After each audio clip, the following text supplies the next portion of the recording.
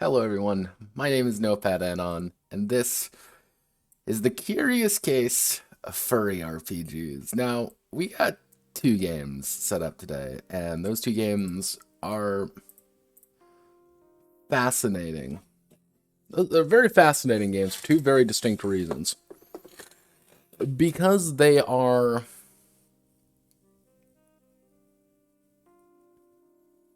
Unfortunately, no, Eric. Though I might have changing breeds. We're going over two others. We're going over the two other furries ones, but we're going over two specific games today. Now, these two games are interesting to me for a variety of ways, and the entire reason the stream even came to be was because of these two. I actually found them. So if we go to, let's now.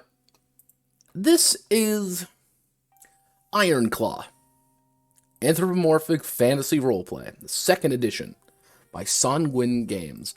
And now, Ironclaw is a fascinating game for a few reasons, but the most notable reason is because someone smoked a lot of hash while writing Ironclaw. Someone, like, just did a lot of fucking something when they decided that this was a good idea to write. Because what you see here, what you see in this cover, is not what the game's about. That's a very odd one. Yes, second edition. And it gets very confusing with the various editions because, oh, didn't mean to click that button. Why are you here now? Okay, now, because of this word right here, omnibus. This isn't just a second edition. This is all of it. This is a 362-page book.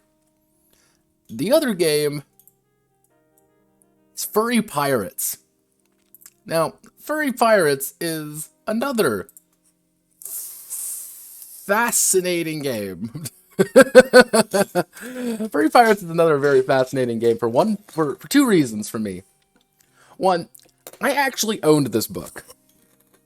And the story of how I got a hold of this book is very fascinating because back in my hometown, middle of nowhere, Nebraska place, and in middle of nowhere, Nebraska place, there was like a consignment store, effectively a secondhand store, and that secondhand store, the owner was an incredibly Christian man. And his dad died, and his dad was a big nerd. And he had dozens of old tabletop RPGs. And what happened was, after his dad died, he was like, oh, well, all of these are satanic, and I'm going to sell them all for money. But he underpriced everything. And I remember because he was at our little local con trying to sell these books. And he was selling them for $15 USD. And I remember going up to him and looking at it and being like, this is ridiculous. I need this book. And he's like, oh yeah, it'll be $15. And I looked him dead in the eye and said, you will not sell this book for $15 in the middle of Nebraska. You are not selling this. And he looked at me and I looked at him and I was just like, I will give you $2 for it. And it was prime condition too. And he's like, you know what? Fine. $2, I'll give it to you. I'm like, all right, cool. So that's how I got Furry Pirates. I'm not in Nebraska anymore, luckily. God, fuck Nebraska. But no, that collection, mind you, when I say collection, I don't mean like a couple books. His dad was like a connoisseur. Like, apparently he knew Gary Gygax here because my friend's dad bought all the books. He literally said, like, here is $2,000. I will buy every single book you own. Because some of those books were signed by the original writers and, like, TSR tier shit. This guy was, like, a big fucking nerd. And he had dozens of old books. Like, all of the first edition D&D books, prime condition he had. Second edition D&D, prime condition. Every single thing you could think of, he had. That's actually where I picked up Legend of the Five Rings 3rd edition. And I was like, this is awesome. And my friend's dad, he made bank on it. He sold them all on eBay. Yeah. Mind you, he was selling all these books, which, mind you, on like eBay were going for like $60 a pop for like $10, $10 each. And I remember going to my friend's house a few times and just seeing books upon books of these old RPGs, and it was like, mwah, I love it.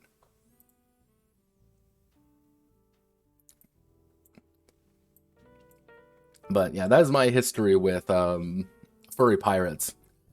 But we're gonna do furry pirates into Ironclaw, mostly because Ironclaw is just so much thicker and it has a little bit of a more interesting story behind it. So, who did furry pirates? Because as you see, it's furry pirates, swashbuckling adventure in the age of piracy, and it's by a woman named Lisa Breakley and Bruce Thomas. Now, these two names, remember these two names, because we're going to find some things about it. We have the author, the halogen system design. Now, halogen system, I actually looked around for this. I cannot find anything on halogen. It is lost to the sands of time. However, here's the thing that gets a little bit interesting. There was another game, a game that I cannot find anywhere. And it was the precursor to Furry Pirates. And that precursor was, let me pull it up real fast, was Furry Outlaws. Now, Furry Outlaws was published in like 96. And I want you to look at that cover. That is the original cover. And that's how it was printed. Was spiral bound. And what was the exact age and time it came out? It was 94.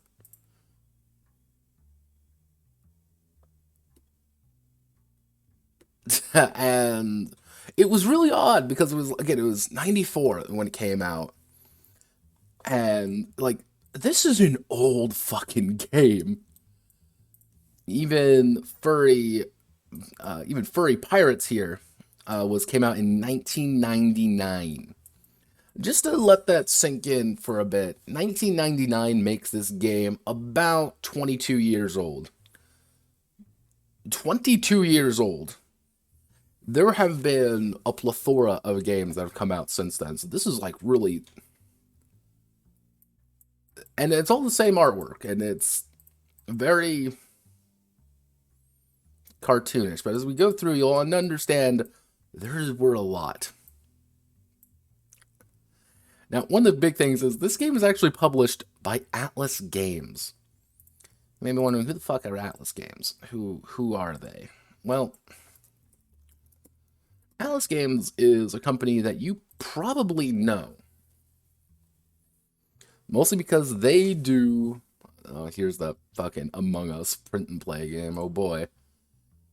Atlas Games have published games such as Over the Edge, Ars Magica, Feng Shui 2, Nyambe, the Unknown Armies, they've done that, Corrales. But they also have to have Furry Pirates here. And it's the only game in the series. There's been no other ones.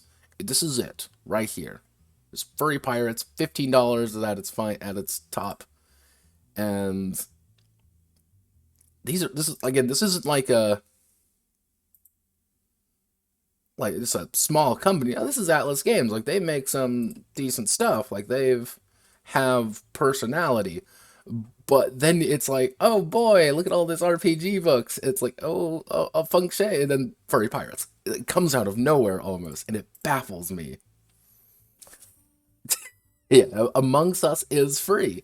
It is free. We don't talk about that though. Like a lot of like Cthulhu stuff they publish. But this isn't like a small company who published this, and they still advertise it. Like, that's a weird thing. They still advertise this game. The other company who worked on it is a company was called Furry Games. And this is actually Lisa's company, the woman who actually wrote the game. And actually, the digital edition came out in 2002. But What? Yeah, don't worry. Strictly prohibited my ass. Now, furrygames.com, I want you to make a wild guess of what Furry Games is about. If you guessed Furry Games, you're right. Another thing to note is that Furry Games doesn't exist anymore. However, we use the magic of the Wayback Machine.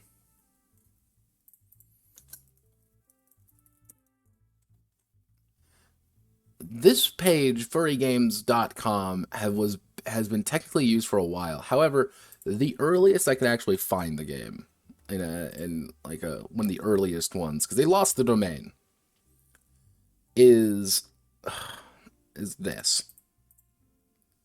And I do this for your amusement. This is Furry Games. And if the website looks a little bit jank, it is. I will shoot. Suspicious case of Among Us tabletop games? No. I will hurt you, Salmon.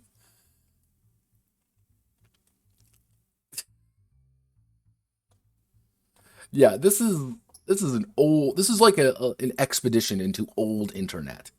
And it is like it's interesting because it's like there are stuff here, and it's like, oh boy, here's the T-shirts. You want to buy the T-shirts, or it's like the swashbuckling adventure of 9 lives. It's the Claw game. I was like, oh, wonder where was the like one where they're like trying to. Because if you look at Furry Pirates, what they do is, oh yeah, Sea Dogs, the new game from Bethesda Softworks. Sea Dogs, they're promoting it and like, oh wow, it's really high up there with its 64 megabyte RAM required. Yeah, adult fur. Yeah, that's something we have to. That's the sin we have to deal with. That is a problem that we must acknowledge and understand. But this is the website, Furry Games. Now, they're gone. This website does not exist anymore outside of... Yeah, hell, even this. See, Furry Games gone. We can probably make a rough estimate about 2004 is when they lost the site. But not even 2004. It looks like it looks like 2003 is the earliest. February of 2003 is the earliest we can actually find anything on this. And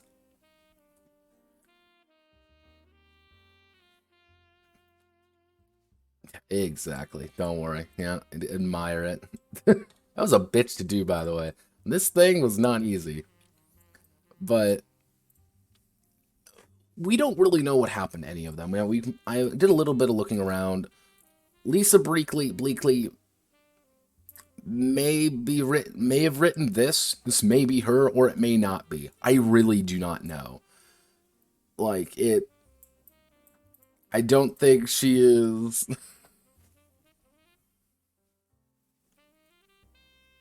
I don't think she's old enough. I don't think she's young enough for the age of like when things really were. It's kind of awkward in that regard. So I don't think this is her, actually. Now, one other thing to note is if we go right down here, let's zoom in a little bit. This furring site is owned by Bruce Thomas.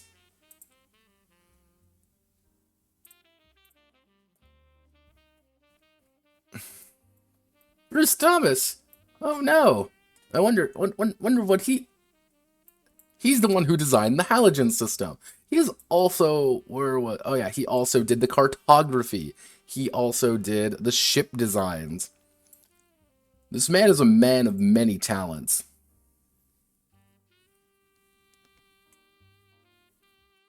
It's like it was one of those parts where it's just like that name is too specific to just be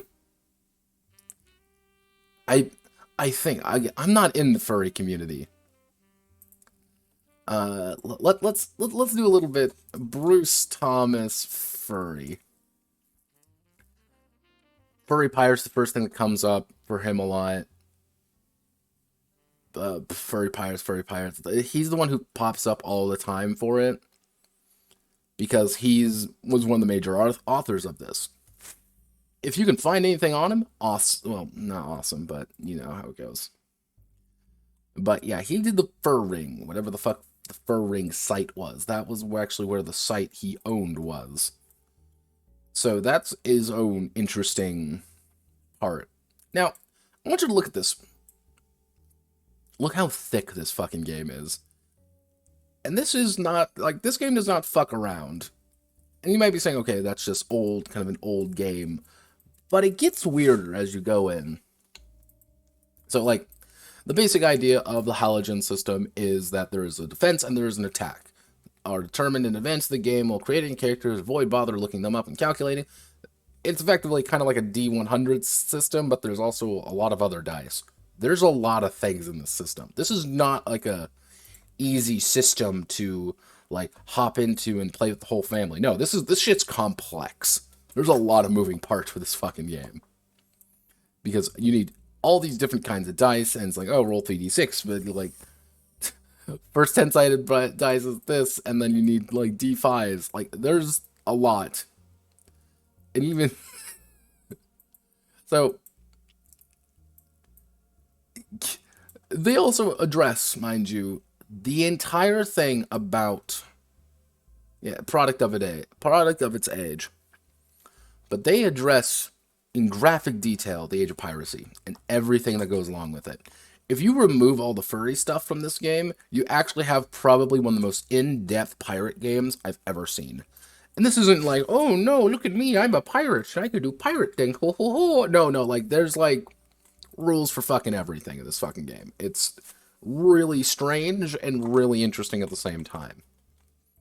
So, let me, So, the overall thing is pirates and privateers, and this is what the artwork looks like the entire time, and you'll quickly get this. And you have to take the role of every member of on the crew, effectively. And they they don't fuck around when it comes to your particular Fursona. When you may be wondering what do I mean by, they don't really fuck around. These are all the potential races or species. Yes, you can if you want to. Just play a seagull. Or you can play whatever the fuck that is on the right. I don't know what that is. It says it's a marsupial, but it looks like some kind of crazy fantasy creature. And do they acknowledge it? Yeah, because you also have this. Welcome to the species size chart. And if you're a feline, you can go from anywhere from being light to being heavy. And then if you're avian, you can be small to average. If you're an ursoil, you can go all the way from being light to heavy, extra large. And like, it's one of those things you look back and like, what? Like this, huh? Like, avians have their own section. Like, I don't think it's kind of hard to even emphasize, like, you won't find any rodents in Parliament. Because the idea behind this game is that this isn't like a furry world or anything. This is literally just, like, oh god. Like, here's the map. Give me 1 second. It's like, no, I don't want. Where's the fucking map? Where's the fucking map?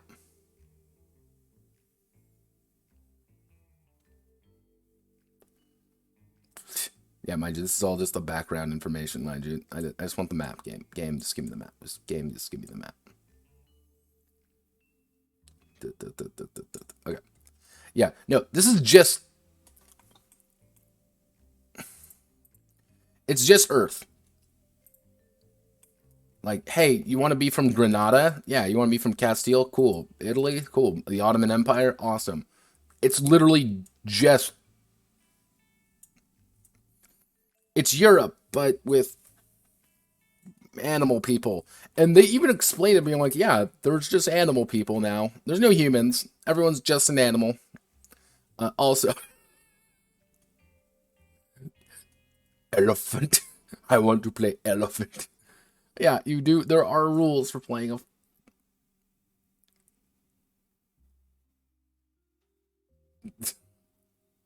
Yeah, no, the ship. When we get to the ship section, you'll understand.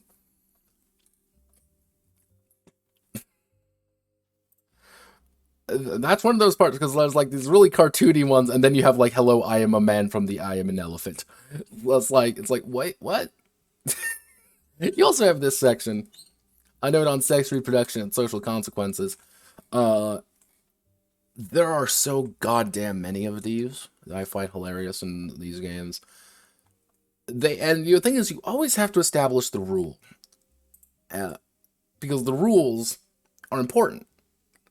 Because furry games make no fucking sense sometimes. This is just something that exists and you have to deal with. Like there's entire storylines for furry, I wouldn't say furry worlds, because it's you cannot breed outside your race. However, dogs can make dogs.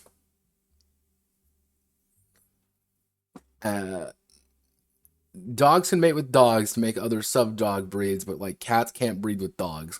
However, you also get some things with the idea of people still do though. That's the joke. People still do. Mostly because you get things like this. Romeo was a fox and Juliet was a Siamese cat.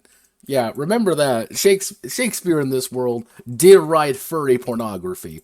So anytime you feel bad about like, man, I have to, to get by in my life, I need to start spending that, start doing fucking, furry art. Just understand this is something that we got to deal with. And then we have, oh yeah, there's also magic. Does magic make any sense in this world? Absolutely not. There's just magic. Because there has to be. And then you choose your profession. Again, it's really bulky. Again, it's in the 90s. You can in any world you can get away with this.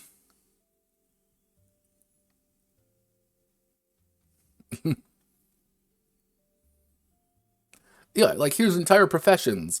Here's like, oh, well, here's all my various skills and various ideas. And like they actually require you to have like they really encourage you to have a magic user because they address it being like, yeah, magic is really powerful because you can control the winds and the weather, and on a ship that's kind of useful. Uh and now mind you, all of these are important and but then you get shit like this. Then you get shit like this. Like, here's this, like, cartoony, like, oh boy, everybody, we found the magic treasure. Yay! Everyone's clapping and everyone's happy. It seems like it's out of a fucking Disney movie. But it's not.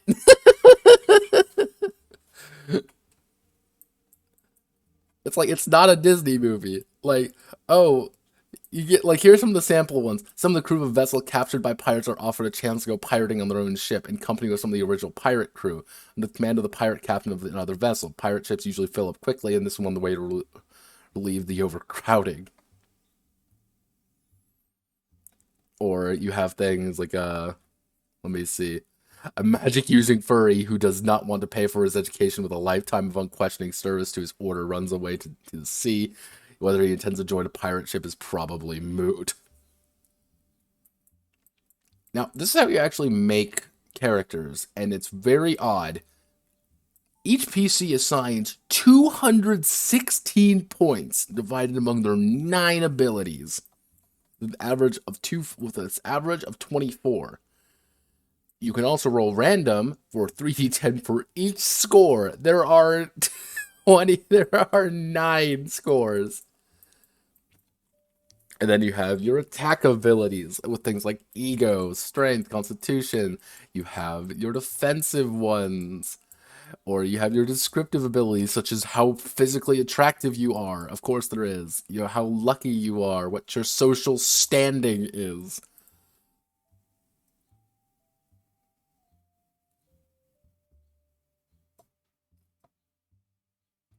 Yeah, it's one of those very odd games. And that's what I'm saying. Like, if it wasn't a furry game, this game would probably get a lot of traction still. Just because it's like, hey, here's like this really descriptive situation. Like, yeah, depending on what your social table is, you start with more money and you start with more situations, and you get more skill points, primary attack and defense scores for everything. There, yeah, what there's like defenses for fucking everything. Like, oh boy, here's a poison defense, here's a magic defense, here's your healing attack, here's your hit points, your mana points, and then we have all our skills. Do you like skills, kids? We got them. But yeah, like there are a fuck ton of skills, and all of them have something to do, which is odd. I'm not really going over the system as much because it's a bulky fucking system. Like, I want to introduce people to this game because it's a really weird game. But and then you get places like this. It's like, yeah, this is just a bird now, or and my oh Jesus, like what? Don't. Yeah, I have a strange feeling that at one point there was a pirate game in here. Oh God, I'm gonna okay. I'm gonna click on it. Yeah, pretty much. Here, give me 1 second. This is what was posted at me, and it is accurate. This is probably what the art would look like nowadays, which is interesting, very interesting to me, because as you saw, there's never been a second edition for this game. This is it. This is the game that you have to work, and all your defense tables. Now, like your defense table, like that's why I say it's a D100 game, but also not a D100 game. There's a lot of parts to this game. Like, here's stuff to wear if you're male. Manly clothing for manly furries. And yeah, no, it's like they go under like coarse clothes, fine clothes, tune. You know, we go even further down. Here is every single fucking weapon you could ever think about wanting. It's here, and the thing is, they have to address, like, yeah, you're dealing with small caliber pistols because they are like muskets. That's just something you have to deal with. Here's your female accountment of female furries. They don't address them as humans. It's just like, or people. They're just furries. Just gaze upon this and understand. And like, again, each of these have what's your weapon damage versus what's your weapon stunning, because there's a stun mechanic in this game for reasons. Depending on how much health you take, you can get stunned out of it. It's almost like Shadowrun in that regard, which is fascinating. And now the initiative system, I'm going to go over the initiative system because I feel it's very interesting. For those who have ever played Exalted before, there's the tick system. And effectively what the tick system does is say, starting at 12, it goes 12, 11, 10, 9, 8, 7, 6, 5, 4, 3, 2, 1. And depending on whatever tick you're at, that's when you go. Certain actions say, oh, it can take 2 ticks to do, or it's going to take 3. Then you spend that much, and then you get to act again on your tick. This does the same thing, except even more, because some items allow, you could roll a dice and get 12 action, and get a 12 on it, and your initiative is 4. What happens is you spend that 4, you can go 3 times. Or you're rolling really ridiculous numbers and things like that. It's like really interesting. And it's one of those, like, who the fuck thought of this? Like, who the fuck sat down and be like, you know what this world needs? an in-depth initiative and encumbrance system for every single one of these. And you might be saying, oh, well, that's just a product of the time, but it's still like, you could have pumped out a fucking anything with this game, and people would have still bought it, but they didn't. They spent a lot of time making it this. So this is the example character, Maximilian Lazarus, and you get to see all his stunning tracks, his healing, his number of his hit points, his social, his appearance, his luck, the fact that he's 32 and 6'2", he's English, and all his skills, like, depending on his level and his attack and defense, and it's like, you sit back and you're like, the fuck? Like, this is pretty in-depth even for the time. And, yeah. Maxwell Greycoat, he's a wolfman who does wolfman things. Also, here's Romeo and Juliet, by the way. Right here. There's a level system, because of course, I mean, this is that era.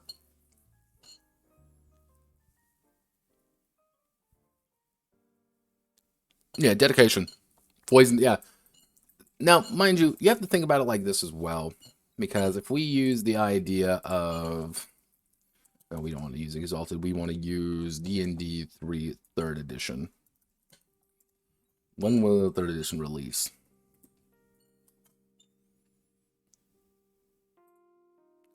Let's see. 2000. This game came out before 3rd edition. And so this was using, let's see, AD&D 2E. Yeah, this was using concepts based off of AD&D 2nd edition. So it's this is the era that it was going off of, which is odd to think of just because of the prolification, I think that was the correct word, of 3.5 isms and the D20.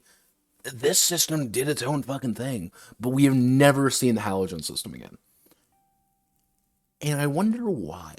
A little bit bulky, but this is something that you could really go into and tweak and fix. But I think what happened was D20 happened, and people really liked D20. So these kind of games kind of went the way of the dodo in more than one way. I'm gonna breeze through the skills section because every single thing has different skills associated with it. You also have art. You sink my battleship. Prepare to die. Which I have this very bizarre thing. Actually, this is done by Terry Smith. It looks like. Actually, here, let's do a little bit. Let's do a little bit of a look. We want to do Terry Smith. Yep, he is a prolific furry artist. Am I going to get Banderino? Yeah, no, this guy's been doing art forever. Of course, like this is the cover was him, of course. But yeah.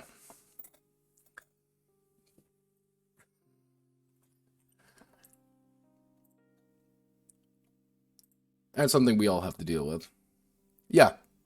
Which I'll get to the idea of that a little bit later, because furries fascinate me for a few reasons. Also, we have linguistics, and magic has its own like super system full of everything, which is bonkers. Like this entire magic system could be a game unto itself, and it makes sense why it's this way because of who Atlas Games is. Atlas Games published Ars Magica. And I think some of the people who worked on Ars Magica worked on this game. So you have kind of a little bit of that history behind things. Which some people like. and some people do not. And then we have how to play the game, Inigo Montoya, working together, don't depend on the dice, use randomly determine things. And now we hit sailing mechanics. Sailing is insane, because you gotta deal with things such as wind force, wind direction, direction relative to the wind, the sailing speed, turning, tracking, shorting, lengthening the sails, rough weather. Yeah, I also get all, your ship maintenance, your crew morale, and then let's go all the way. Again, this is the combat section, and there's every single thing you could think of. We also get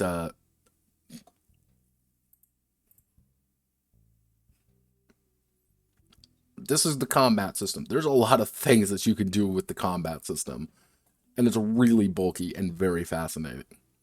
But it's like, oh, hey, you can get stumbled, and they don't deal with the fact of like, oh, hey, oh no, I'm in cages, oh no, I've been defeated.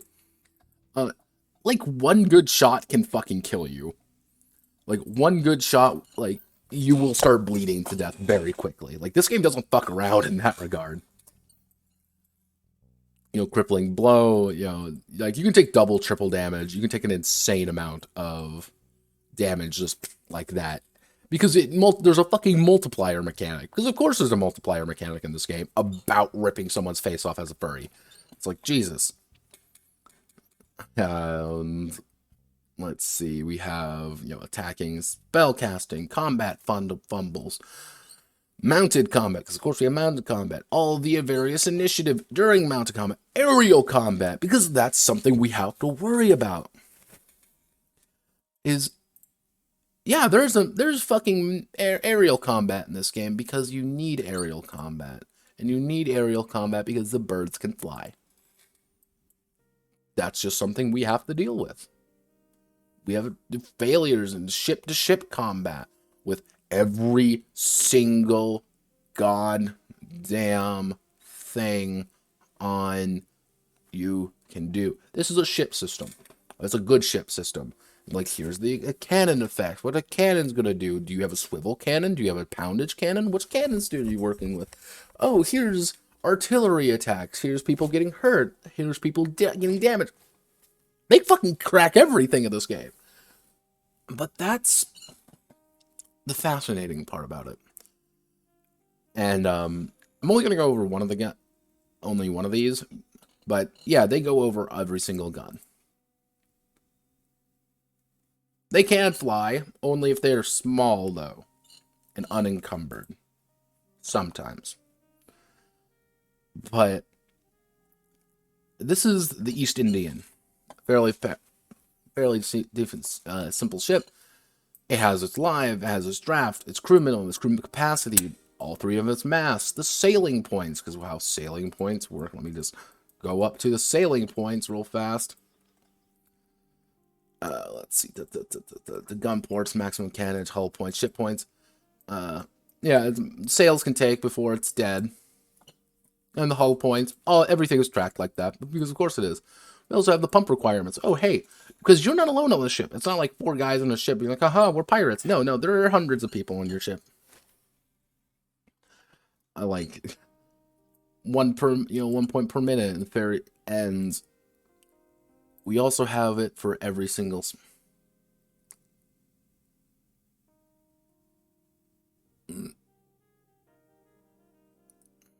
Do they have a star map? I do not think they do, but they also have a lot of other things. But, like, they have a lot of ships. And they have ships that you wouldn't even think about.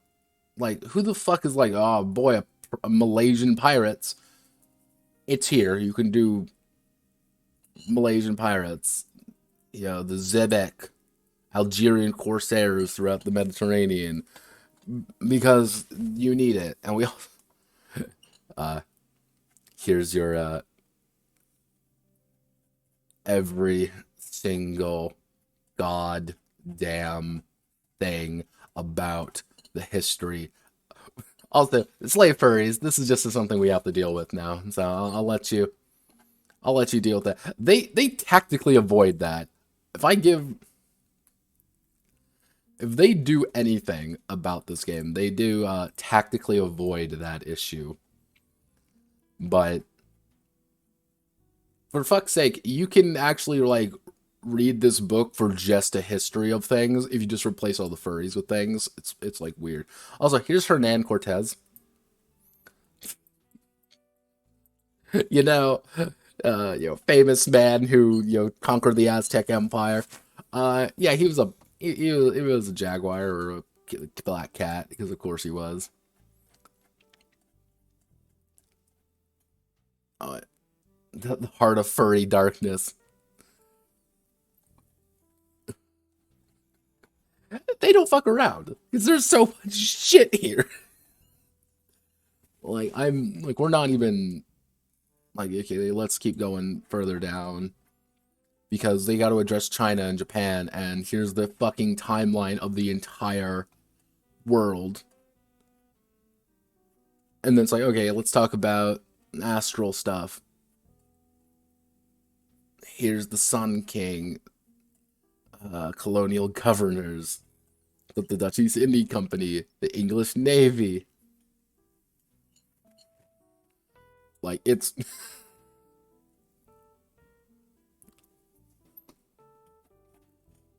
something we have to deal with. This is just something that we must embrace. Also, here's Blackbeard. Yeah, it is a history book of the age of piracy with every single nation covered. Because when we think of like, oh, the age of piracy, people usually immediately swing over to the Caribbean and stuff like that. There was a lot of shit going on during that era, and they address all of it because they need to. Well, they feel they need to, and that fascinates me.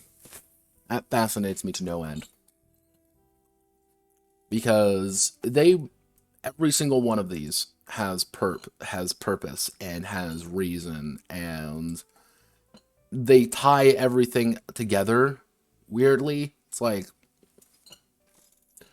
yeah, there's furries and there's magic, but here's how like the world would be continuing. Like here's the all the sample characters and stuff, and here's actually again this beautiful fucking map. Look at this map; it's so fucking pretty. And they go into all the little islands, the Grand Bahamas, how Florida looked. And this was like a fairly accurate map for the era. They didn't know. They were stupid. But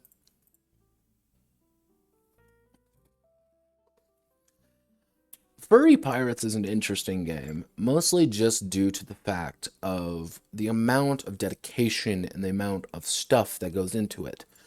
And it's not a simple system. Like this is a meaty system, and it's like you have to remember this was the refined version. That's why I've always wanted to find Furry Outlaws because that goes over that particular era of England and such, and they mention it a little bit throughout the book of the nature of Furry Outlaws. Apparently, they go into not just English history during that time. No, no, no. They go into the entire history of fucking Europe during that because someone was an autist and said, this is what we need. This is what the world definitely needs at this time. And I'm like, shine on, Crazy Diamond. Shine on. And now, the next game we're going over is a game in a similar vein, but one that is confusing for two very distinct reasons. Mostly because of one character on it. This character right here. She is an interesting duck, but not a duck. So, Ironclaw is by Sanguine Games. So, let me go in there real fast. Now, Sanguine Games is a company that does a lot of games, also straight out of 2000, like 1999. And they're still active. They actually did this really interesting, self-publishing for beginners part of it. And of all the games they've made, they have Ironclaw, the cartoon Madcap, Far-Flung, Myronid Song, Urban Jungle, which I actually got recommended, like, hey, you should totally check out Urban Jungle, because Urban Jungle is apparently very good. You also have Nogglestone, Crossroads of America, the Bleeding Edge, full of things, and you have all of these different parts. Albedo, here's the thing. I was actually debating on doing Albedo, but it's actually a bitch to find Albedo stuff, so that's its own thing. I actually met the guy who wrote Albedo. Nice guy. But they've done stuff. A lot of stuff. We also have their Patreon, which they make $7 from 7 people. Yeah, they don't really have any, like, this is, I don't think this is like a full-on super studio. That's the thing. Over their years, they published a lot of stuff, but I don't think they've ever really had an extensive amount of success in a lot of cases. Now, one thing about this is I am not going over the expansions. And the book we're looking at is only a collection of all of the Ironclaw stuff leading up to 2nd edition. But there's a lot more. This isn't just like one book or anything like that. Like, there are many books. Book of Adventures, the Book of Mysteries, the Book of Jade, which we don't talk about because Book of Jade is bad, and the Book of Horn and Ivory. And like this one, what was the most recent one they actually pumped out? Yeah, Squaring the Circle 15. Sorry, Jimbo game. Where is?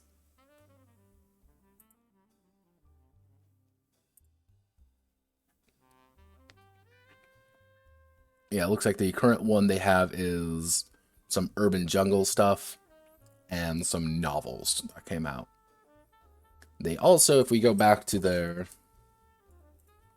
website here real fast, they also decided to make this, which this came out in January of 2021. I remember this coming out and being very fascinated with it. I'm like, huh, I'm curious about what's going on with this. I wonder if they have any progress on it. They did make their money on it. I haven't heard anything about it, though. And it's been a few months. I don't know if it's it's taking its time, if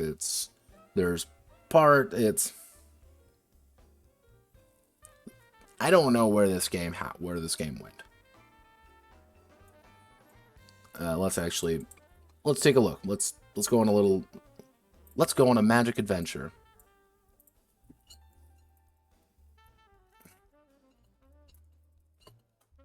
Let's see.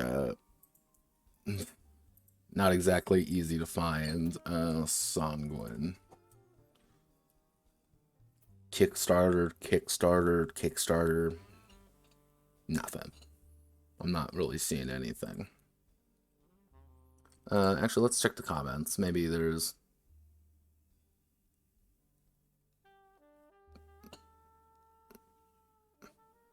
Four months ago was the last time we got...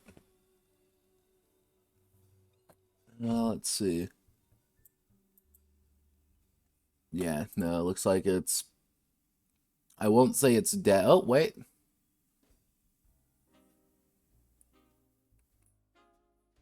It's coming out soon, TM, but we're not really looking at that. We're looking at Ironclaw. Arguably, this is their flagship product. This is the product that makes them the money. This is what brings in the dosh. This is what makes sure that they have the lights on.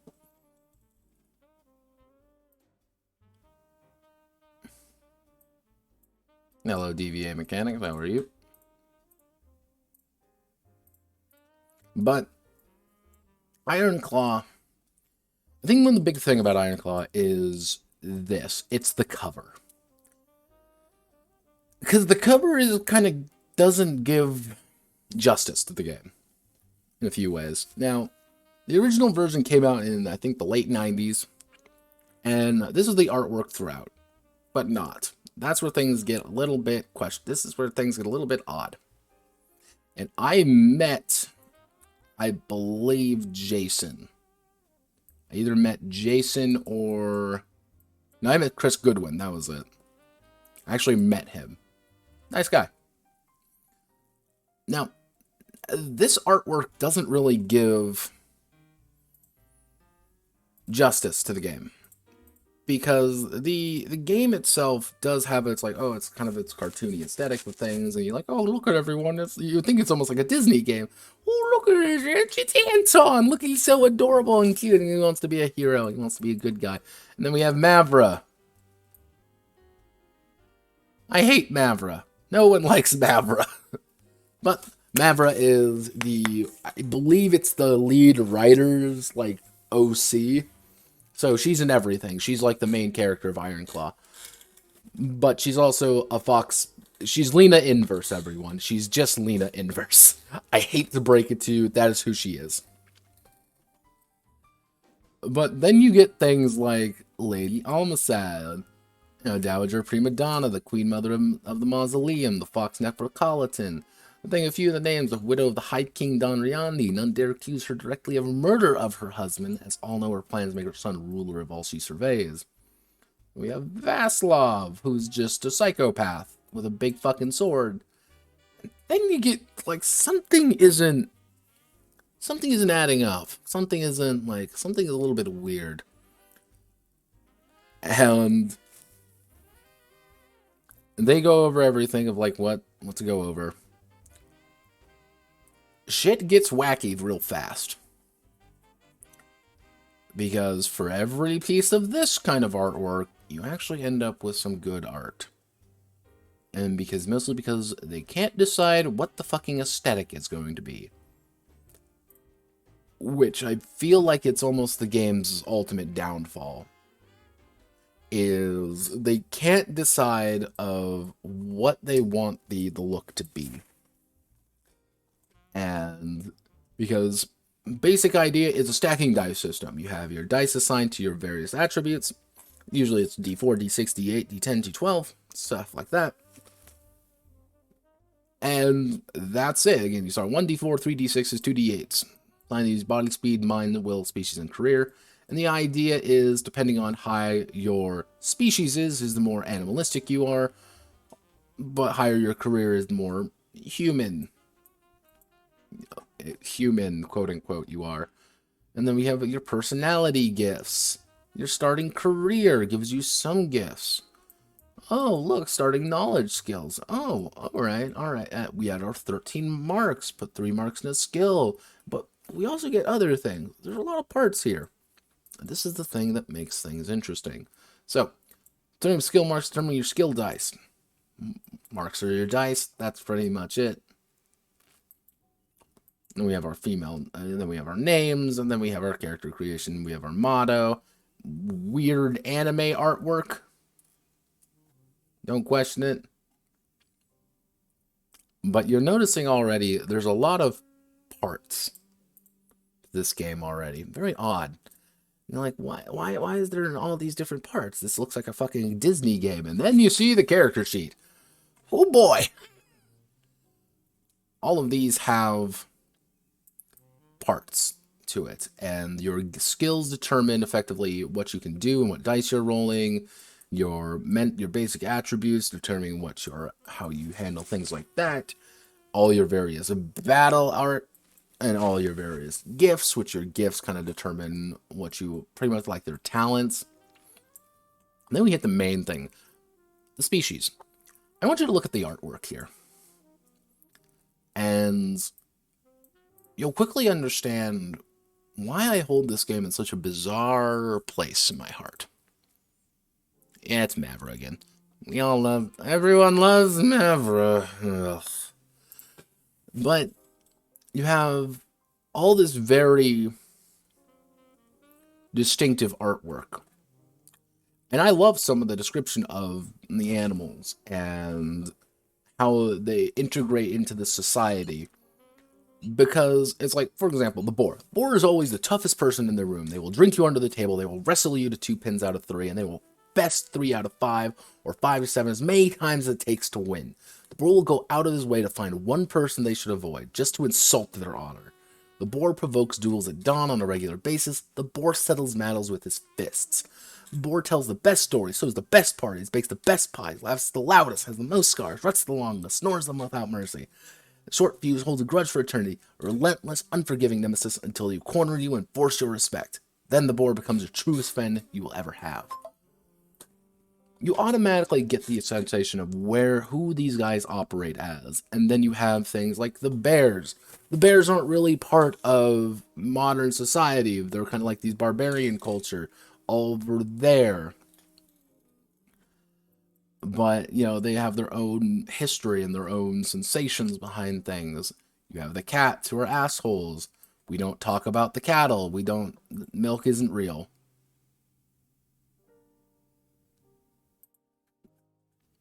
Yeah, we can definitely tell you which one is the popular one.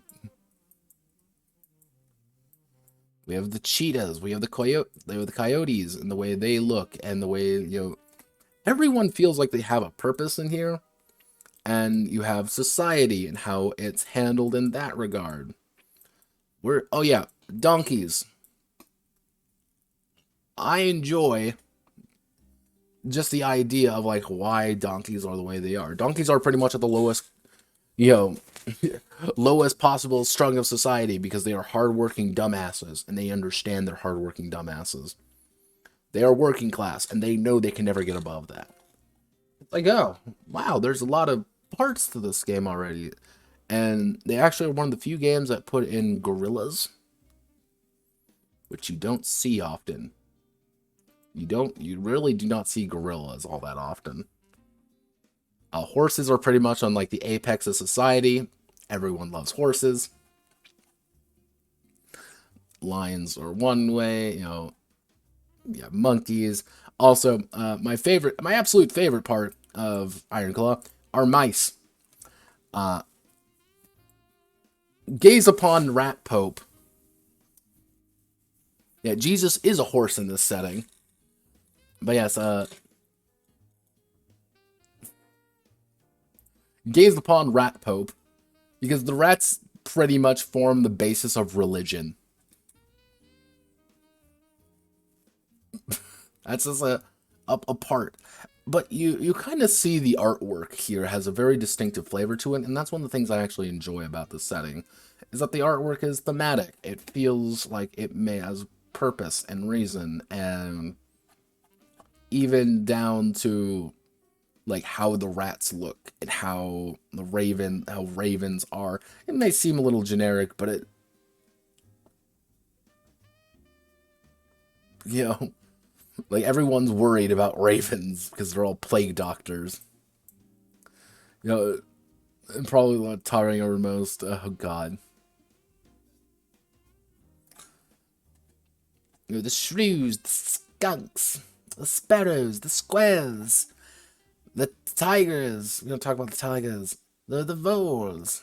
They're all, you know, who again find God. Weasels and wolves. There are a lot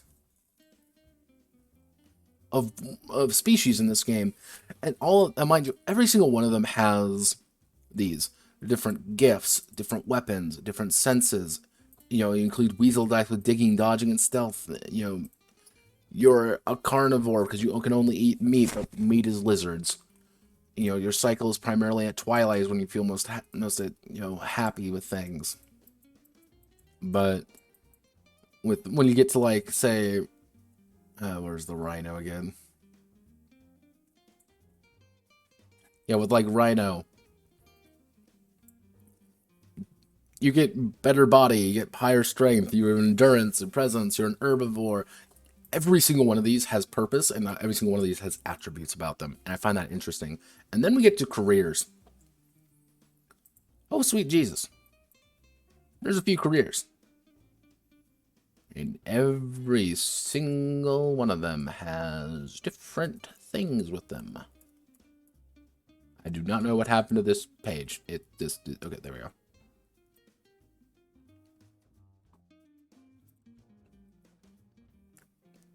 Ta-da! Like, here's more careers, and here's things. And then we have all our skills. Dun, dun, dun, dun, dun. They like skills. They sometimes have little comics explaining things. But one of the core issues behind the Ironclaw is that you have this deep system. The system that works. It's a good system. Shame that it is literally this and Marva.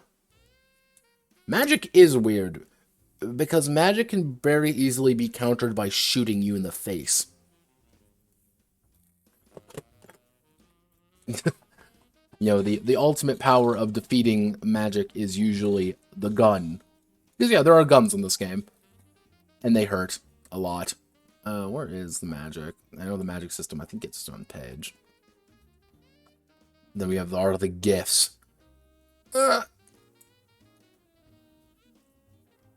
Each gift has its own special thing with it. And, yep, this is just something we gotta deal with.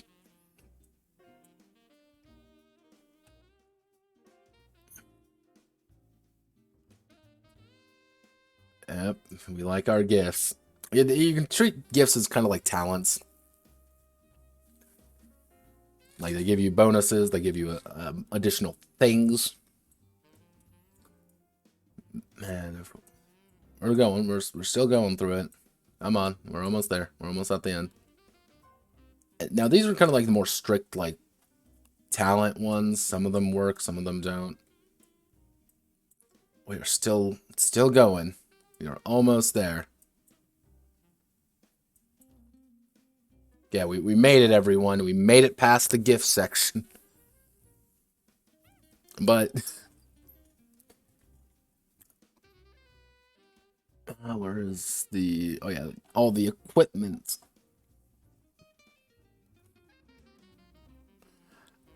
And yeah, they address the fact, like, yeah, the economy is fucked in this setting. Do you like the economy being fucked? Like, here's purchasing power. Like, what? Why is there purchasing power in this game? You know, we have encumbrance, equipment. More equipment, more equipment, more equipment. If you want equipment, this is your game. This is some true, you know, equipment porn for those who really enjoy that. Let's see.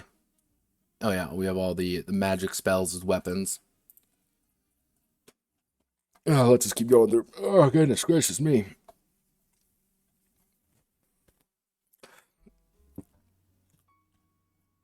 We have every single thing. This is actually where I got some of the ideas behind tags. You know, slowed, slaying. I think tags work. Yeah, we're almost there. We're almost at the end. Yeah, and then like, where did this piece come from? Like, who said like this is what we need? Guys, this is what we need. We need this artwork. Like, you don't. Yeah, no, cattle is dinosaurs. Why? Because we need something so people can eat meat. And then we have valuable. Okay, we finally hit the how to play section on page 109. Because it almost feels like this game, like they kind of knew about, you're not really going, this is about making a character. Like, playing the character, you know, making the character is almost half the fun. You know, you got all the artwork, you got all your attributes. It's very pretty. It's like, oh boy, I like this. This is fun. But but yeah, like how to play, overwhelming victory, multiple successes. Because effectively how the dice system works. and I will do my best to kind of describe it. Is, for example, I roll, let's say we're doing an opposed check of, just strength, we're wrestling or something, and I roll a 4, 5, 6, 7, and 8. That's my check, basically all my attributes. You, on the other hand, roll a 3, 5, 6, 7, 8, and 10.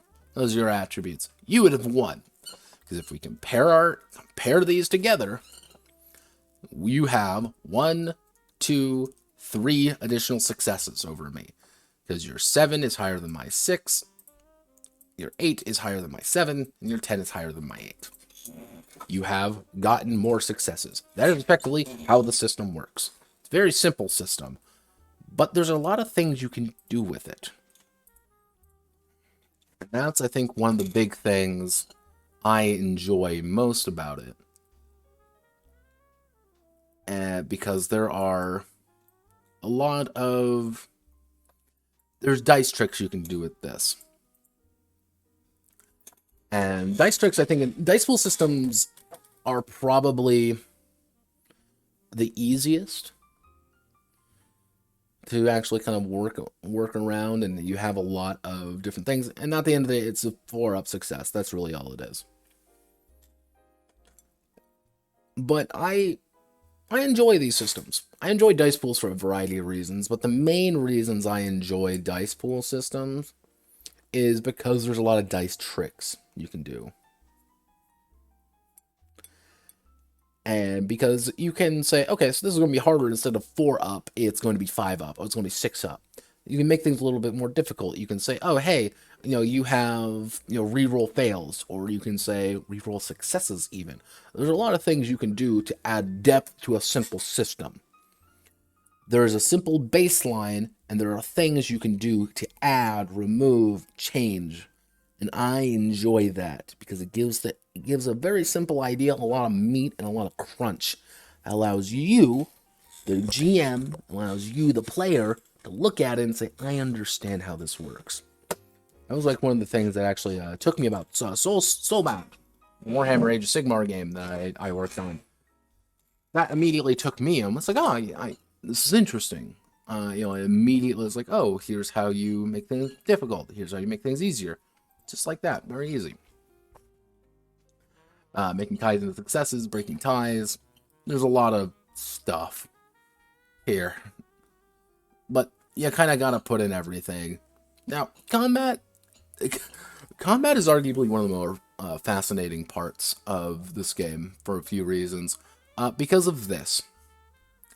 Ironclaw does not fuck around.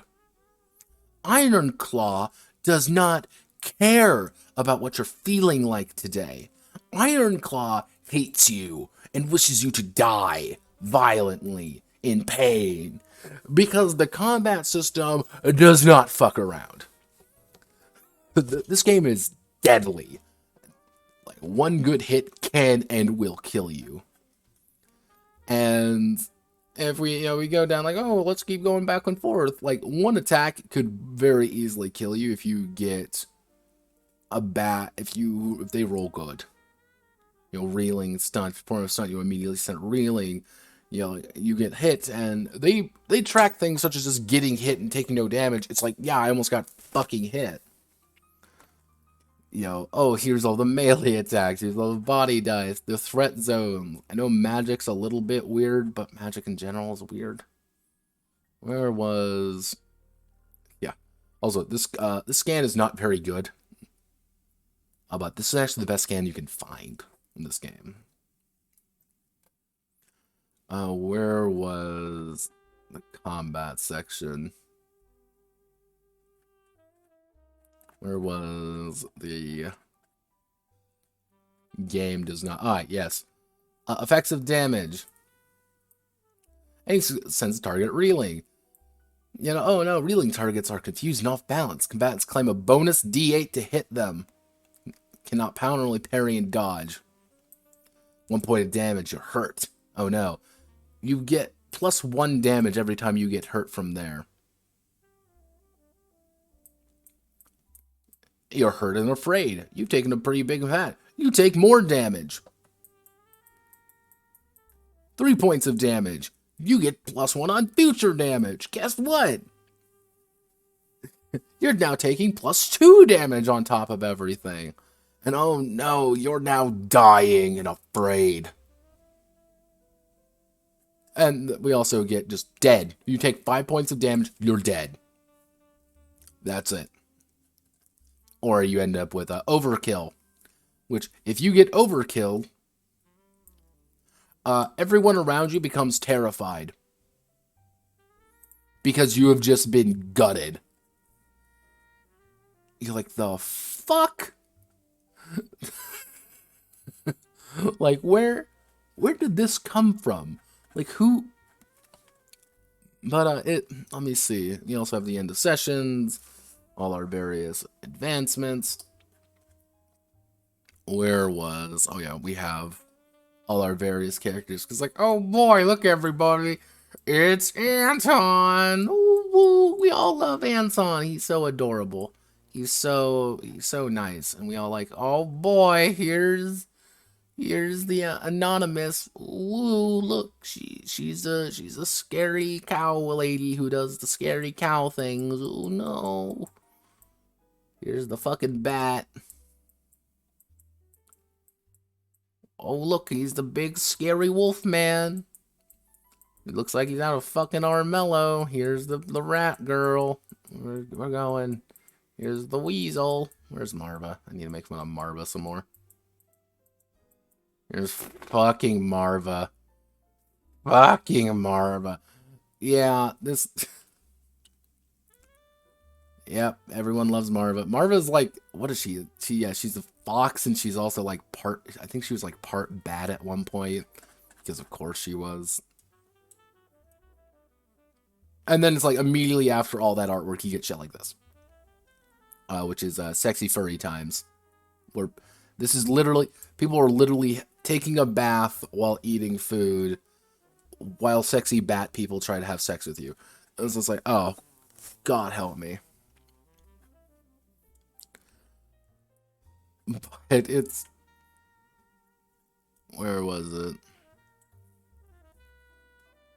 Yeah, there's all the spot rules. Like, there's a lot of rules in this game. This is where the omnibus part comes in.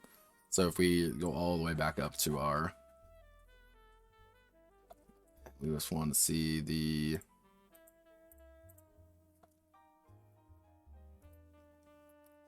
Yeah, it's, eat a bat, take a bath with your homie in the same bathtub, eat some food, enjoy life. Had some, bacon, egg, dinosaur bacon, eggs, and cheese. While talking with your homies, while someone's going to get probably laid behind you. I'm just saying. Game doesn't fuck around. Let me see. I want to find Ironclaw. Okay, contents. Character development, spot rules. Now we get all the lore. Now, instead of going through the lore, I will kind of give you the idea. It is Renaissance time. Technology is advancing. The old ways are going away. The new ways are coming in. And surprisingly, the game does an exceedingly good job of portraying that era. There is racial prejudices. There are problems. The church is powerful, but its power is waning because it turns out magic can't really counter gunpowder. Or you have things like, hey, here's like this deep horse Jesus is respect. Everyone loves horse Jesus, but people want other Jesus. And then we have all the fucking white magic. Like, mind you, this is advanced magic. Let's see if I can find any of the... this is like a full-on fucking book at some points of just the amount of lore and the amount of stories that comes from this setting. Yeah. And I'm fascinated by it. Because people are worried about what the future's holding, and people are trying to understand that maybe in the future there isn't going to be happy. What do we do after this mad king becomes, king? Like, what do we do? Do we just start panicking? Do we start? Yeah, then we have the undead, and then we have all the careers. Yeah, mind you, do you like careers? Because we have careers. Every single fucking career that you could ever want. This is almost like Warhammer Fantasy tier of just random careers and how magic works. It's like very odd, but I enjoy that being odd. I enjoy it a lot because it gives this game a very unique feeling and a very unique concept. However, this is a game, Ironclaw at its core. I know for a fact that is one. I do know for a goddamn fact that is an option, but it is not called a prostitute, obviously. It's called what is it? Would it be called an escort? Where is it? I distinctly remember. It's snitch, worker, witchfinder, watchman, scholar. Where are you? Also, one of the few games allows you to be a slaver. Again, very important. Where is it? I do know it exists. But nothing would really stop you from just making it yourself, because it's not very difficult. Like, seriously, it's not very hard. It's not really difficult to actually make your own things in this game, because that's the point. Like, it's very open, allows you to do things that you would normally not think about. It's like, oh, like, I guess that's just an option for me. Let me see, bounty hunter, almoner.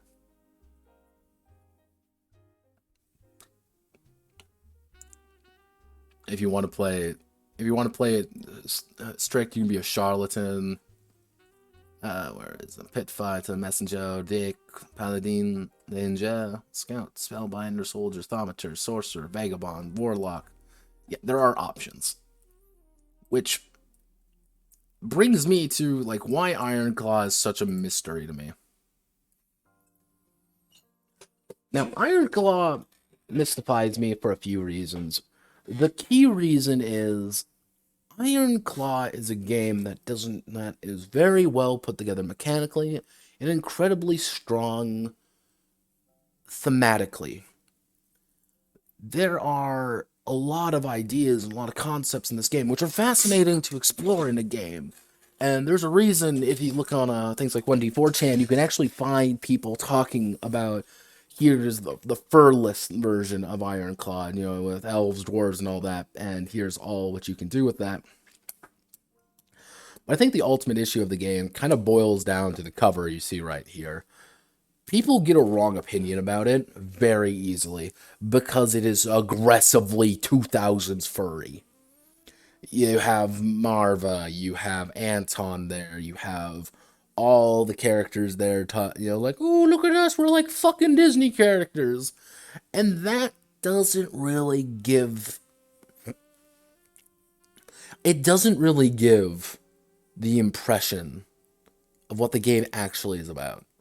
The game is actually a fairly deep mechanical game about fighting. It's about adventuring in a Renaissance world with firearms and guns and magic and melee combat. And you have the issues of the knights and the noble families kind of going the way of the dodo to the middle class, and no one really knows what to do. And you have, racism, you have, societal class restrictions.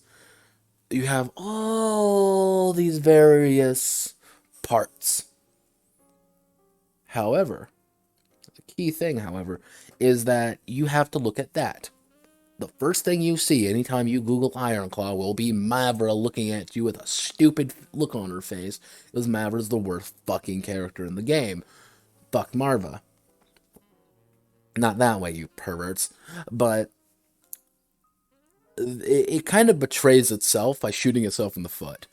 However, looking around and kind of investigating it a little bit, I have come to the conclusion that the original art, that the desired artwork for this is not this.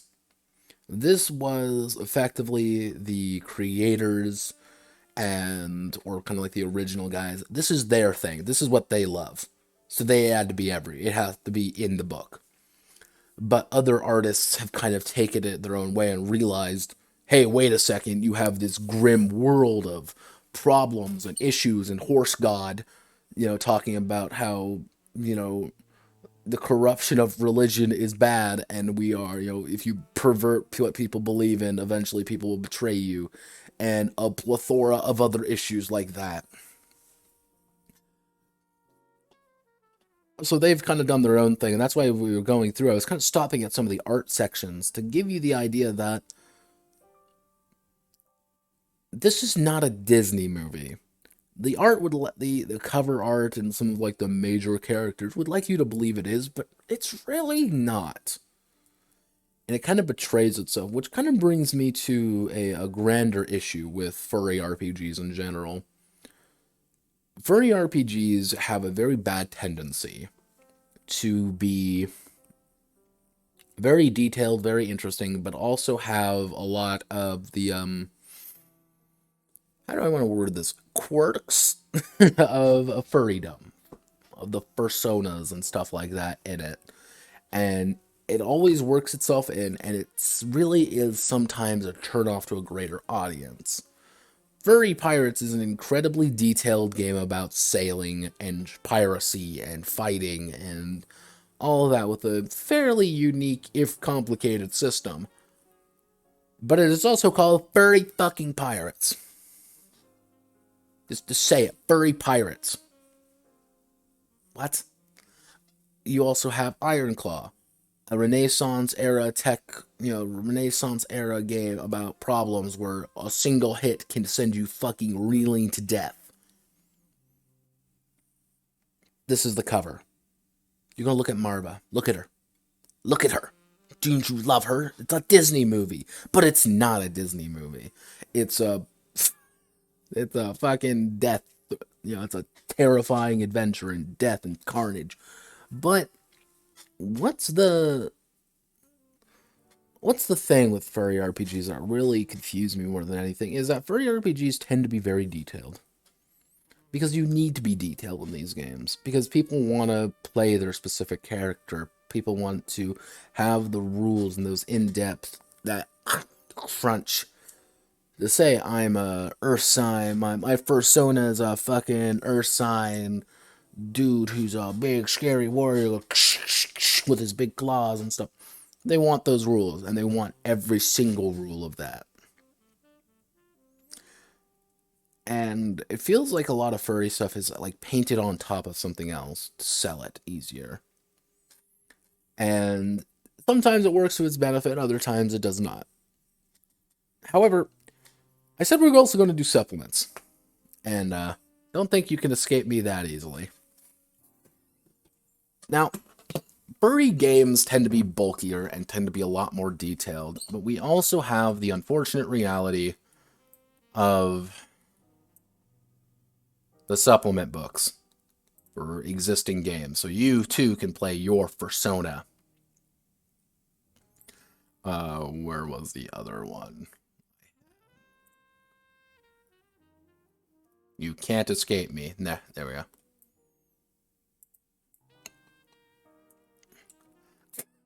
GURPS Furries. And, GURPS Furries, and we also have the Pathfinder one. And if we go through, you can find parts. You also have things like changing breeds. Actually, I wonder if I actually have changing breeds. I hate myself enough, I might.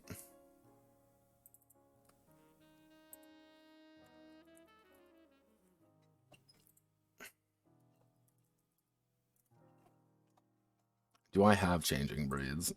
I'm gonna feel really sad if I do. No, I don't. Thank God.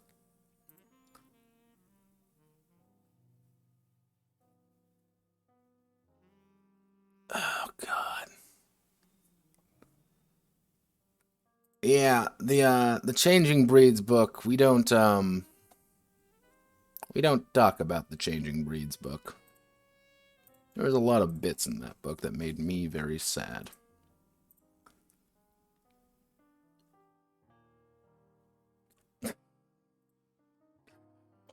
Like, you have all these books that sometimes come out for games, which are like, okay, time to add my persona.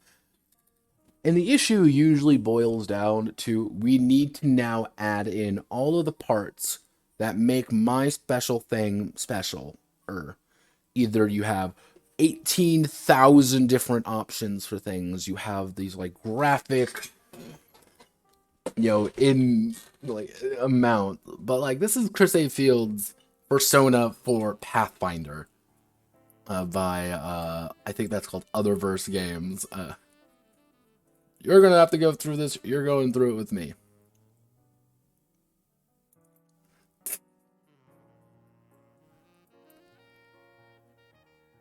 Kill me. Oh, just fucking kill me already. It's designed to produce fully custom. Oh, suitable for piecing the Pathfinder role-playing game campaign with over 660 million possible combinations of orders, racial advantages, disadvantages, and templates. It's exactly the creature you've always wanted to play. The source book is the definitive resource for custom building furry heroes. Do you like it? Yes! Yes! Oh, Lord.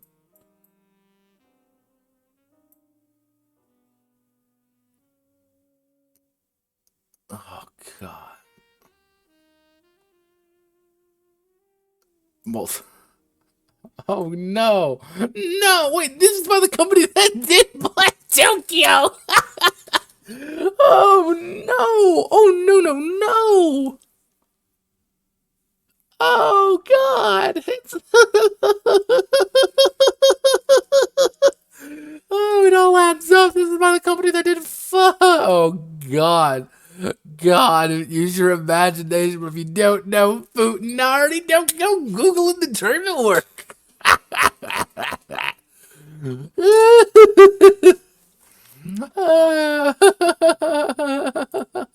Fucking kill me. Just. Alright, let's do it. Let's do it. Let's do it. Alright. Okay, first we have to get our, we have 33 different orders, and we have to go through every single one. We have 4 decks to whiz, more than one way to reskin a cat. Do you like all your various, we can be a spider girl if we want. Oh, not a spider girl. Ooh, no, no, no, this isn't that. Oh no, get me out of here, please help. One of the few games that actually includes bugs as an option. Like, I think there was like a term for bug furries, but obviously like half of these were ridiculously overpowered in a few ways, because guess what? It's a fucking furry RPG, so of course your furries are gonna be insane. Such as 4 strength, 2 con. Just right off the top. 4, all that, and stealth checks, enhanced senses. Also Draconis, Cuwious. Question of anatomy.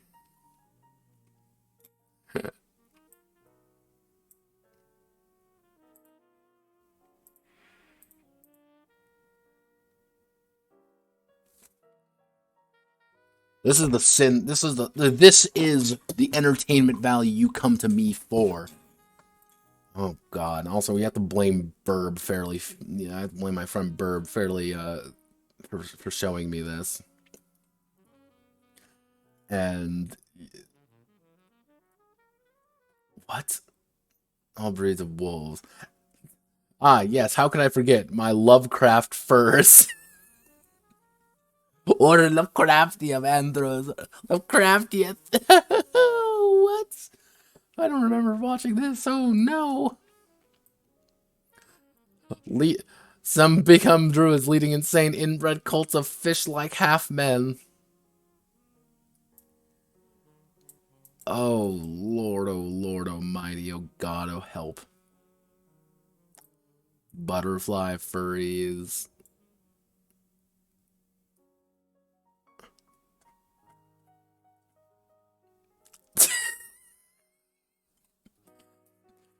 Hey buddy, looks like you came to the wrong gym.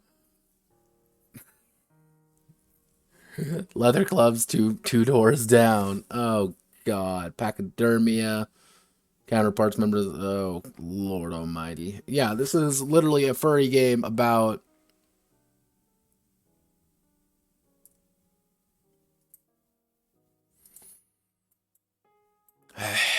it's talking about your fursona. That's what this game is about. It is your fursona, except for Pathfinder. And I think one of the things that fascinates me most about these is that you need to add in everything. Every single thing. What? Why is that even a note? But every single thing about your particular race needs to be special and needs to be important and needs to be something that you must know, that you must have in. Because if you do not have the fact that you are a fucking super cat man, it's over. What's the point? We have obviously, Jesus, obviously not, done something right. Everything is wrong. Everything is bad. Everything is whatever the fuck that was. And I think that's one of the most interesting aspects of the furry RPG scene is that it is one of probably one of two mediums in the grand scheme of the world that can really give them what they want. You can play your particular furry, and it's probably the only medium in the world that allows you to do it with a degree of crunch, of the vicissitude that they would want. Yeah, you could argue that some video games allow you to do that, but there's always going to be restrictions. Code is going to not be the way this isn't going to be quite right. And yeah, you can do things like, oh, I'm dressed up like this, but there comes a point of like, oh boy, I have my VR chat avatar full on. So what? It doesn't matter. It's fucking VR chat. That's not the point. What the point is that this allows them to really get into it, being like, I have all the numbers here. I have all the parts that make me me, and that fascinates me a lot. Oh.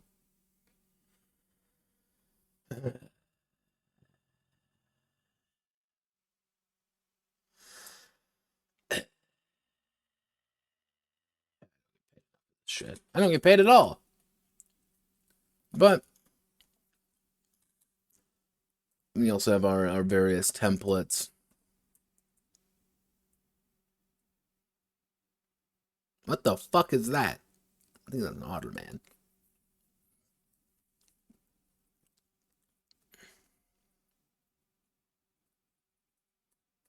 Like, this one has like a bajillion options, because the thing is, you need to accommodate every single one of them.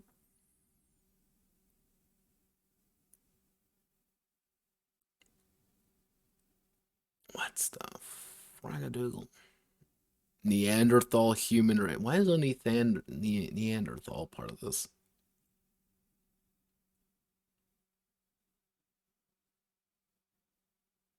What? What the fuck a doodle do? No, no, no, no. Stop this all night now. But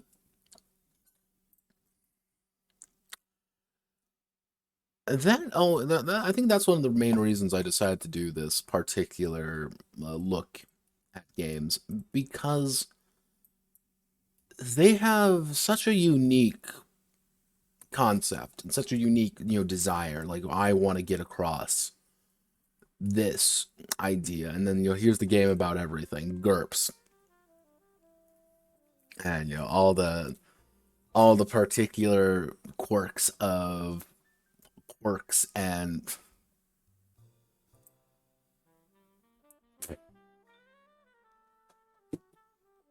shine on cat girls. Don't worry, we got cat girls. And see, Steve Jackson cannot hide from their furry natures either. Mostly because we have to deal with SPANC, Space Pirate Amazon Ninja Cat Girls by Steve Jackson Games.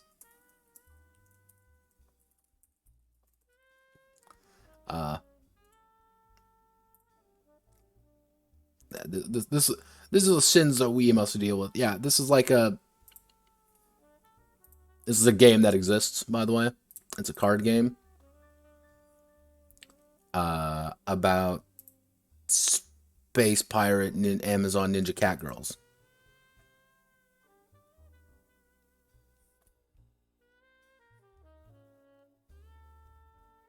That's just something that you gotta. This is something that you have to understand and realize that Steve Jackson is insane. And Steve, give me a job, please. But we can go. This is exactly what you think it is. It is literally every single fucking option for playing your ideal furry in a game. This one actually came out not too long ago. This came out in when did this come out? This came out relatively soon, 2021. Yeah, this came out earlier this year. But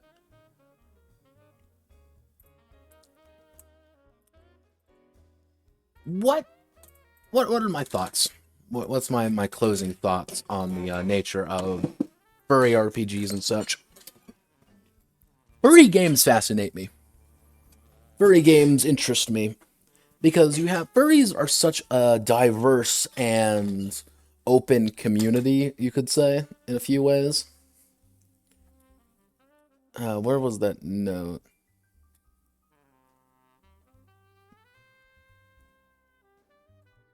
Where was it? There was a note someone said I was going to address it.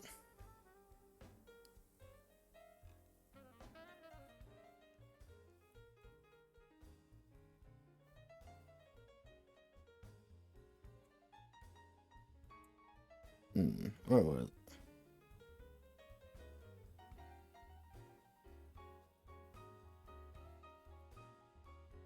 it? Weird. But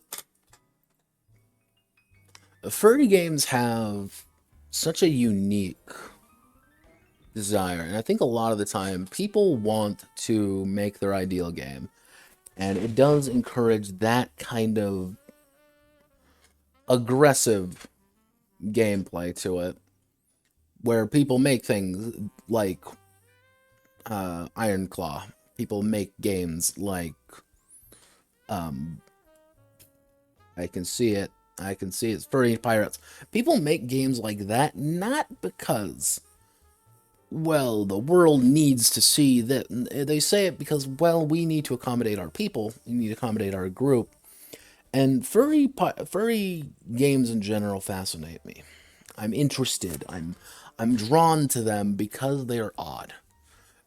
But they are odd not because they are bad. They are odd because of how quality they tend to be.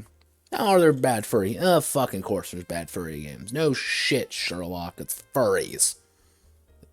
But the games I chose today, I wanted to look over because they were odd and mysterious to me because they don't really get the recognition that I think they kind of deserve.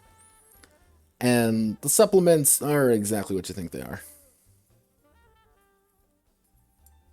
Exactly, and then that's kind of like what it is, Eric. At the end of the day, they have a lot of dedication to what things they love, and that's what it is. It's dedication, and I think we can learn a few things from various furry communities, and just for the not really partaking in it. Please God, tell me none of you are furries, please God. But I think it's just the sheer amount of dedication and the desire to make what they want, because you If you really think about it, actually, I'm curious. Let's go on a little adventure, kids. Let's see. We want to do Furry RPG. We want to do. We'll do tabletop RPG. Let's see. Oh God. This is okay. So we have things like After the Bomb, Albedo, Bunnies and Burrows. It's not really a.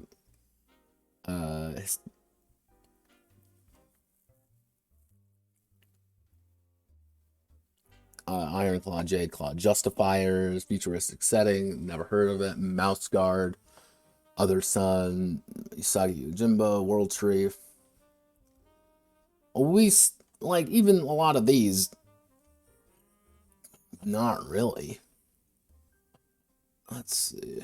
A lot of these are actually pretty old, all things considered. Wonder if there's any PBTA games for it.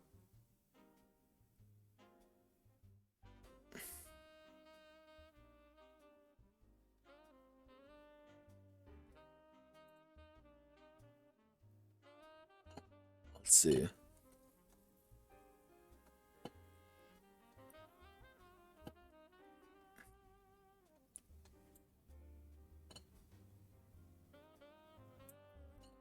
Yeah, no, it's... And I find that odd. That's the...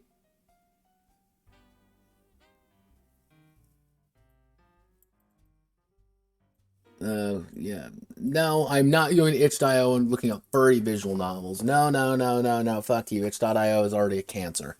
I hate itch.io. I'm on it, but I hate it. But it's interesting because they don't really... You would think they would immediately hop on shit like Powered by the Apocalypse and games like that. But not really. We haven't actually seen that many, furry tabletop games come out, and I don't know why. Maybe it's they've already been kind of dominated by things like 5e and shit like that.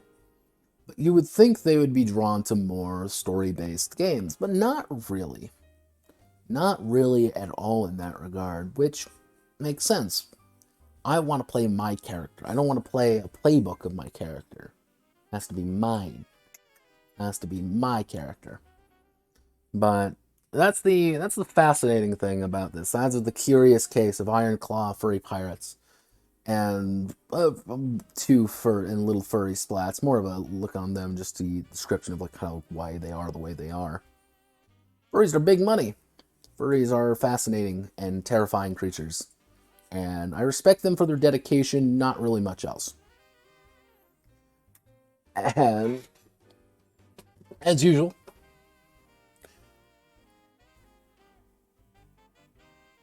Yeah, furries at the same time, Brits are paying enough for an artist to draw their Fursona being horribly gangbanged. They're also poor as fuck. Furries find themselves in like these very bizarre things, like opposite ends of everything. I've noticed they're either fabulously wealthy and they can commission thousands of pieces of the Fursona, or they have no money at all, and they're like poor, sad Tumblr people. Like there's no in between. And that's maybe it's just the community. Maybe the community shifted away from that. Maybe not. Who knows? I don't really know. But all I can say is shine on, Crazy Diamonds. Shine on. So, my name is Notepad Addresses, and this was the curious case. Ironclaw, Furry Pirates, and Furry Games #1. In the future, I might be doing more furry games if I can find them effectively. If you find one or you find something weird, send it my way. Send it on my Discord channel in the submissions. I will see if I can't find more. Albedo will probably get its own. And for those who don't know what Albedo is, Albedo Anthropomorphics is this one, and it was actually written by this man, Steve Galici. It's a space thing. This is Steve Galici. I have met this man in person. He is a very fascinating man because he does not understand anything of what the fuck any of this shit means. I actually asked him. I was like, "Hey, what do you think about the new furry community and stuff?" He's like, "I don't get it. It's weird. It's colorful, and I'm just gonna nod." But you can argue that he was actually one of the fathers of the furry fandom. So looking at his game is going to be interesting. I couldn't find a good version of it, so I'll have to hunt around a little bit more. So thank you all. Hope you all have a wonderful rest of your day. And though I didn't really go into really in depth with the mechanics, they're just really thick, and I don't think anyone really wants to look at me doing that.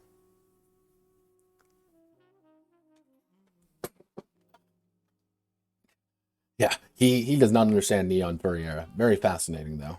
Kind of hear that old school perspective on it. But thank you all, and I will catch you all on Monday as we continue working on Eagles and Rifles. So thank you, and have a wonderful rest of your day. Goodbye.